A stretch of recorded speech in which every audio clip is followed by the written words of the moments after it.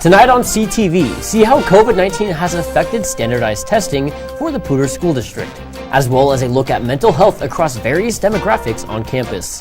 Plus, one alum is taking his accomplishments out of this world, and hear about the first performance put on by CSU's music therapy program. All this and much more tonight on CTV. Good evening, Rams. I'm JJ McKinney. And I am Weston Hubbard. We have some breaking news to share with you. 3 people were rushed to the hospital after a car collision occurred on I-25 near Mulberry Street. The crash was caused by a semi-truck plowing through a median, hitting multiple cars. The driver was headed northbound before crashing through the median. According to Poudre Fire Authority, each person who received injuries were in separate cars. At this time, the roads have been reopened and the status of those involved in the crash is currently unknown. A 6-year-old boy died after an accidental self-inflicted gunshot wound Sunday night. Fort Collins police responded to the call from a home on 1200 block of East Lincoln Avenue just before 6:30. The boy, Roy Summers, was taken to a nearby hospital where he died from his injuries. The Larimer County Coroner's Office has determined the official cause of death was in fact an accidental gunshot. At this time, no additional information regarding Summers' death or the investigation is available. However, Police Services Chief Jeff Sobota said in a press release to keep everyone who's grieving in your thoughts and prayers. A man was found dead at Horsetooth Reservoir earlier this week following a car crash. Colorado State Patrol were made aware of the crash around 7 in the morning on the day of the incident. First responders on the scene found a deceased male in his Buick. No signs of foul play were found, with no one else in the car as well. As of now, the name of the deceased victim has not been released. However, the cause of the crash is currently under investigation. As the warmer weather rolls in, we can expect to see more bicyclists who will now be able to roll through stop signs. The bill allowing this was just passed by Governor Jared Polis. It states that those on both regular and electric bikes or scooters can now treat stop signs as yield signs. The law applies to those 15 years and older. Riders must slow down to a speed of 10 miles per hour and may only pass through a stop if the roadway is clear. In 2018, a state law allowed Colorado counties to adopt this maneuver, but Larimer County declined. 8 other states have implemented this law and have reported a decrease in intersection crashes. Following its closure in 2020, the former J.C. Penney building off of Bachman and College Avenue finally has someone to fill the vacant building. The ranch and home supply store Murdoch's has officially applied for a building permit from the city as of last week. If granted, renovations on the nearly 100,000 square foot store will begin as soon as possible. The permit itself and all costs going into it are looking to add up to a massive $3 million total cost. As of now, representatives from Murdoch's have not commented much on the status of the permit, other than saying it still has a long way to go. While there may not be a lack of buses in Fort Collins, especially with the electric ones on their way, transport is still battling shortages. Bus driver shortages have been present since the spring of 2021. The company has opened positions and are taking more steps to fill them. Transport has increased current wages, bumped up starting pay, and raised the payout for employee referrals. The new hire retention incentives are one of the newest tactics. It gives the new drivers an extra $1,500 over the course of their first year. Reports show the monetary incentives have increased application numbers. Transport hopes to have a full team and bus service by this summer. Statewide exams have been testing students on their knowledge as well as their patience. The Colorado Measure of Academic Success, or CMAS, is the state's standardized testing system that is currently in place. These tests range from different subjects, such as English, math, and science, with certain subjects being tested at different grades. However, since the pandemic, Poudre School District has been seeing an increase in parents opting their children out of these standardized tests. In 2018, around 85% of total students participated in these tests, but as of 2021, that number has dropped to 77%. The data this year will not be available until September, according to Poudre School District officials. However, there could be an argument to be made that these tests are actually not as helpful as some believe. Becky Pringle, the president of the National Education Association, talks about why we might be seeing an increase in opting out for these tests. I know that all of you agree with me that this past year of learning through COVID-19 has been the most difficult we've ever faced together. With increased access to vaccines and more safety resources available from the American Rescue Plan, it looks like standardized state tests could threaten the precious instructional time we have been fighting for all these months. Pringle's message of wanting to have a more in-person time with the students is just one of the reasons against standardized testing. Other organizations such as Whitby School argue pros and cons for standardized testing. Some of the pros include it being a good metric for learning, it can showcase areas needing improvement, and can show schools' long-term progress. However, some cons are that they worry about low test scores impacting confidence, an obligation on teachers wanting to teach what's on the test, and scores not providing accurate representation of the students' intelligence. At the end of the day, it's just important for parents and students to evaluate what is right for their education, as we all do tend to learn in different ways. The ASCSU Senate has been called into session yet again this week, and with a soon-to-be changing cabinet in the next year, senators take the necessary steps to be ready. One of the new pieces of legislation proposed was Lex 5102, written by Senators Rob Long and Stephen Laffey. The bill was written to amend the ASCSU Constitution so it has specific guidelines for elections of Senate officers when an abdication of office occurs. This new legislation comes just after former Speaker Kyle Hill's resignation in February. With all of this new legislation, ASCSU hopes it can improve for next year as leadership changes. After the fall, I have to let it go because I believe in order for you to grow, you need to eventually learn how to fly. So moving on to... The ASCSU concluded with more talks about the new senator transitions of leadership and ultimately plans to make sure that the 52nd Senate Chamber of ASCSU is successful next year. Researchers at Colorado State University predict an active hurricane season in the Atlantic in 2022. The CSU Tropical Meteorology Project team believe the absence of El Nino, a climate-based pattern on the warming of waters in the eastern tropical region, is a primary factor in their hypothesis. The team currently predicts that hurricane activity will be 130% more active than the average season. Based on their research, they also predict to see 19 named storms during the season, which runs from June 1st to November 30th. The team plans to issue further forecast updates on June 2nd, July 7th, and August 4th. Man, with all this wind we're experiencing right now, it feels a lot like Fort Collins is already experiencing hurricane season. You could say that again. It is crazy. And if you've been around to see all this weather, well, you got some good news because we have Michelle Ellis coming up next with what to expect with the weather the rest of this week. Queen is just my everything. Right now, I wouldn't know where my life would be without her. They say chivalry's dead. It's not. Terrence is a gentleman. He opens doors. His smile did it. His smile, his eyes, his knowledge.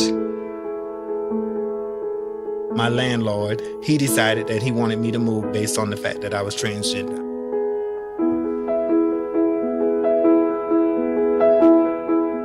It takes me to a place of no hope.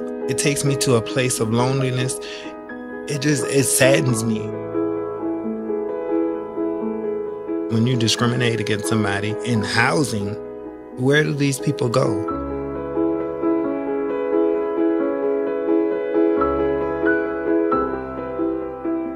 Let's just respect people in everyday life for just being human.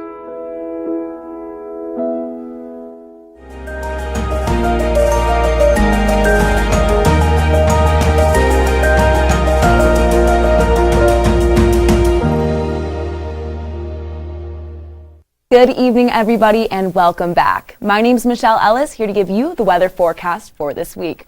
Right now in Fort Collins, we're going to feel that it's about 56 degrees this evening with partly cloudy conditions covering about 35% of the sky and clouds, and we're going to see a very low chance of rain coming in about 1%.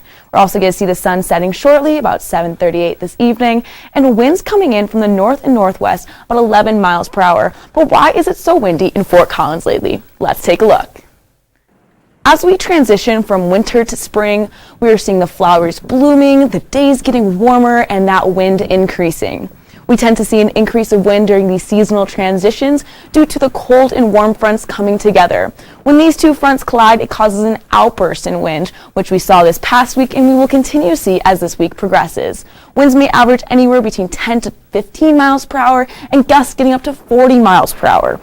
With these winds, the temperature outside may feel cooler, and we're going to see those cooler temperatures this evening, with the eastern plains getting into the low 30s, with Sterling cooling down into the mid-20s, Fort Collins in the higher 20s. And as we move down the I-25 corridor, we're going to see that it warms up into the higher 30s, with Pueblo in the mid-30s. Now, as we move into the mountain range, we're going to see that cools down even further into the low 30s with Craig, Vail, and Gunnison, and even getting down to the 20 range in Telluride and Alamosa. And then it warms up in Grand Junction. And we're going to see it warm up tomorrow. And so we're going to see in the mountain range, it's going to warm up into the 40s, and Grand Junction warming up into the higher 60s. Now, as we move down into the I-25 corridor, we're going to see it starts into the low 60s, and as we move down, it starts to warm up with Pueblo getting up into the mid-70s. Now, as we move into the eastern plains, we're going to see that it warms up mostly in Lamar, and then in Burlington and Limon, mostly in the 60s, and Sterling in the higher 50s. Now, as we move back into Fort Collins, we're going to see that 63 degrees tomorrow is the high and a 30-degree low. We're going to see some partly cloudy conditions and a low chance of rain coming in at about 12%. Sunset setting about 7:39 in the evening, and winds ranging anywhere between 10 to 20 miles per hour. And we're going to see those winds persist throughout the rest of the week as well. Now on Friday, we're going to see those winds coming in between 10 to 20 miles per hour, Saturday 10 to 15, and then Sunday is really going to speed up to 20 to 30 miles per hour, with gusts potentially getting up to 40 miles per hour. Now, as we look into Monday and Tuesday, we're going to see averages between 10 to 15 miles per hour. Now, for temperature, we're going to see that it starts to, we're going to see it in the 60 range, and it's going to start to warm up as we move across into the week, with Tuesday really warming up the most into the high 70s. Now, the evenings are going to cool down, and with Tuesday's low being 40 degrees. Well, Rams, that's all the weather I have for you tonight, but don't go away yet. After the break, we're going to see a couple different ways that mental health is being thought about at CSU. So there you are, shuffling through a stack of resumes, and you come to mine. This is it. First impression. My way in. But here's the thing. Can my resume show you how I truly stand out? Can one piece of paper really tell you my whole story? Like that I was studying, going to night school while working 2 jobs just to help my parents pay for groceries. Or how anytime there was an opportunity, I was the first one to step up. Because I wasn't gonna let my life, my circumstances dictate who I was gonna become. And all of that determination, the commitment, the drive, that's me. And that's something you just can't put on paper. Look beyond the resume. Discover new ways to develop great talent, like me.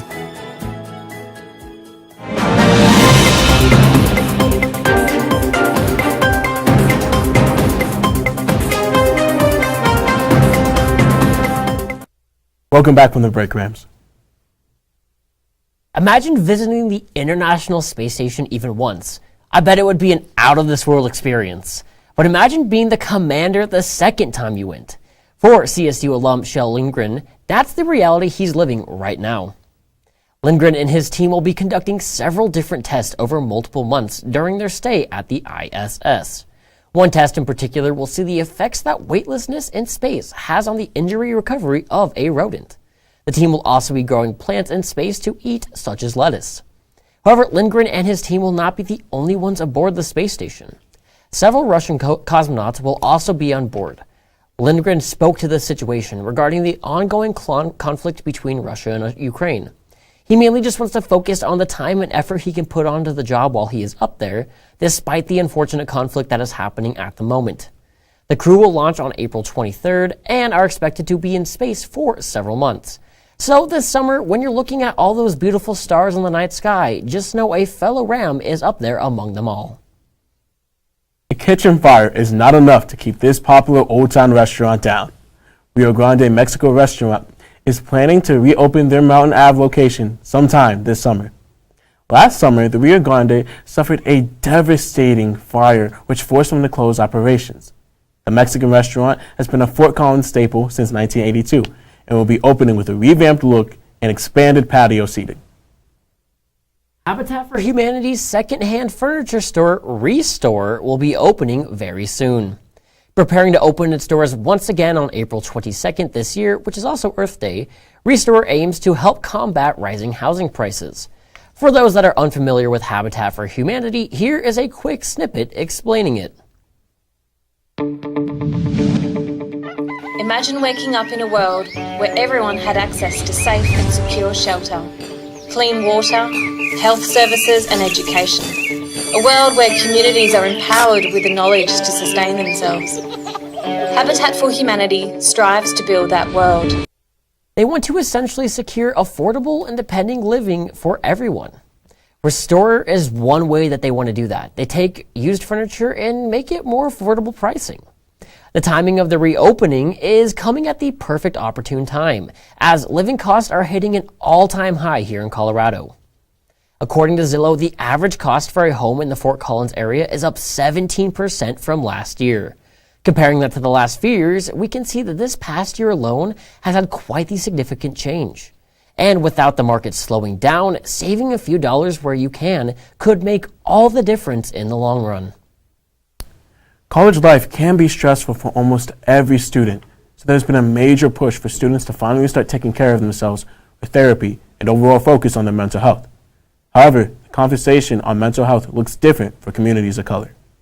But mental health just recently beginning to lose its stigma in communities of color, a lot of minority students are finally starting those difficult conversations about their mental well-being. Tonight on CTV, we go on to CSU's campus at the Ellis to get students' opinions and thoughts and overall experiences about mental health in their communities.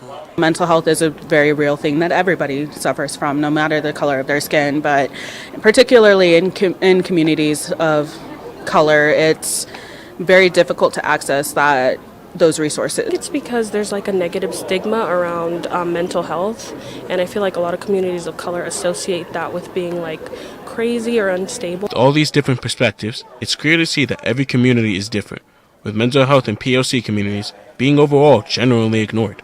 I think especially in communities of color, it's something that's not taken as seriously. It's seen as a very Western concept, or you're seen as just like crazy. And I think a lot of us growing up had to deal with parents who maybe even had unresolved or undiagnosed mental health issues. I'm a college student here at CSU, so it's different than like my cousins on the reservation, where they have no human interaction with anybody, where here I can go to the health center and get counseling for free. Overall, the students of color had a lot to say about mental health affecting their communities and the steps it's taken for all of them in order to heal from past generational trauma.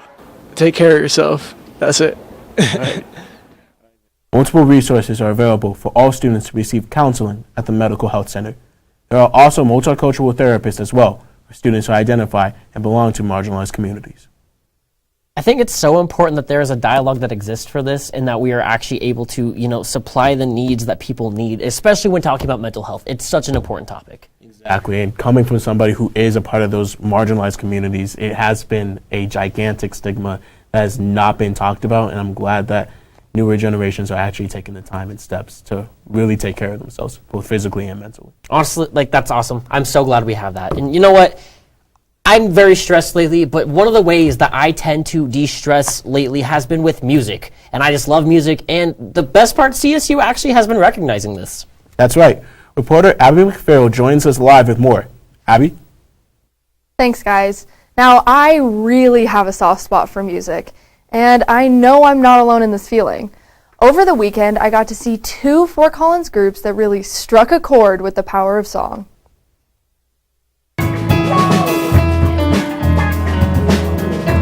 Hi, I'm Clark Hodge. I'm the executive director and founder of Chase the Music. Chase the Music gives children battling critical conditions hope, strength, love, and joy through the power of music. So I teach the songwriting or composition, we call it, in music therapy at CSU. So we've got a class of undergraduates and we've got a class of graduate students, and I don't even know how, but a couple of years ago I got connected with Clark Hodge, who's the guy that runs Chase the Music. and he and I both had similar goals. I had a goal of making sure my students got a chance to have some real-world experience putting together songs and performing them for different groups. And he had a goal of making sure that he was connecting kids with critical illnesses and their families with singers and songwriters around Colorado. So I think both of our interests kind of aligned. This event's really special to me. This is our 5th year in collaboration with the CSU Music Therapy Department.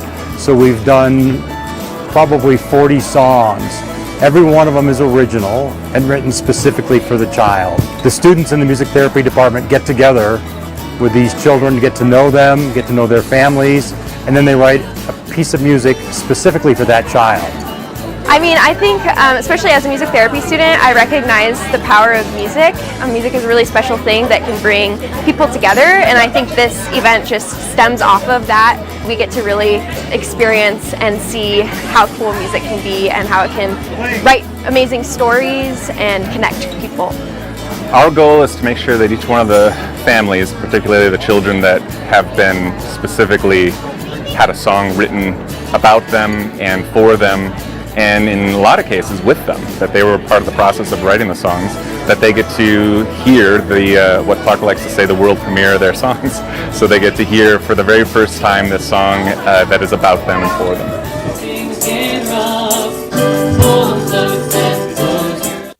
It was obvious how much time and work goes into making such special songs for these kids. These groups really tugged at my heartstrings, and I can't wait to see what they do in the future. Back to you guys. That is just so absolutely wonderful. I mean, I'm somebody who's always loved music, and just seeing how it helps people, especially in the mental state, it's just really great. Well, yeah, especially following with you talking about the mental health resources. I've always listened to music to kind of like bring my mood up, but to see there's actual like dedication to this and like it's something that's real, it's heartwarming. It really is. Exactly, and I just love it. Well, Rams, that concludes the news we have for you tonight. But stick around, Leah Cackowski is up to swing us into all of the news you need to know about CSU men's golf up next.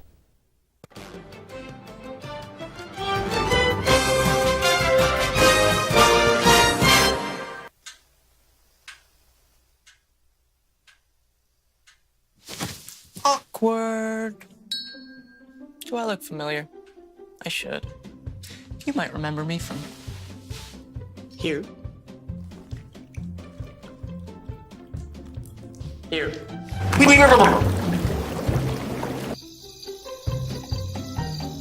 Or maybe even here. But an awkward silence can be a great thing. It can actually be a perfect moment to reach out to a friend and ask if they're okay if they seem down. It doesn't matter how you say it. You all right? Everything's okay? All G? You all right, girl? Oh, You cool? you bugging dog. Just show you're there for them. Go on, Kelly. Susie Awkward.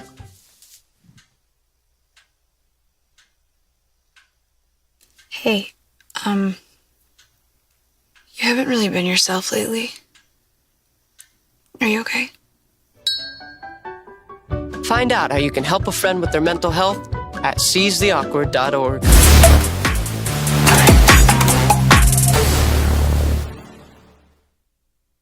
How's it going, Rams? My name is Leah Cackowski, back once again as your Thursday night sports anchor. And well, tonight, for the first time all semester, I'll give you a deep dive into the world of Colorado State men's golf and how they've been showing out on the green all season. So let's jump right into the action. As some of you golf enthusiasts here on campus may know, the Rams competed in the Western Intercollegiate Tournament over the past few days. But before I give you a rundown of the results in that one that just finished up play yesterday, let's first take a look at some of the top performers and storylines from this squad over the course of the last calendar year or so. Starting things off in the fall, where the leaves turn orange and yellow and the weather starts to get chillier and chillier, the Rams came back from their summer off in style, earning back-to-back dubs at the Rams Masters Invitational, not to mention the Paintbrush Invitational down at DU. Still though, while they started off hot when the weather was still warm outside, things took a turn for the worse come middle of the fall season, not placing above 8th place in any matchup until just last week in the Wyoming Cowboy Classic, where they finally bounced back to earn a 3rd place finish against other Mountain West programs like San Diego State, Wyoming, and UNLV. So yes, while the green and gold did take a, let's just say, hefty 3-month break from competing after November got into full swing, meaning they had way less opportunities to make up for this rough streak they were on.